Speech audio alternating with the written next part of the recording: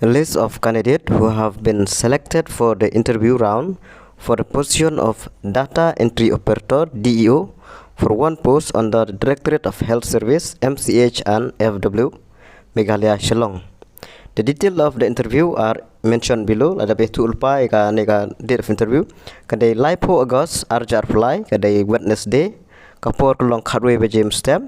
Kajaka kadai po office chamber of the Directorate of Health Service MCH and FW Shillong first floor.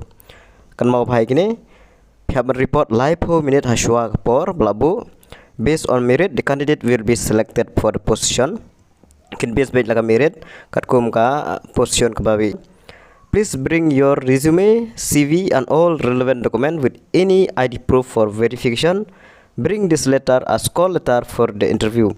Kamut kini keteng kibal ami hang ni pihak download ya kane ka notice pihak ra lang bat kaneru. Bring this letter as call letter. Kin kenya kane kum ka call letter for the interview. Te pihak ra lut bro ke dokumen jong pi ki resume ki CV ke ibaro rengkat bat ki ID proof.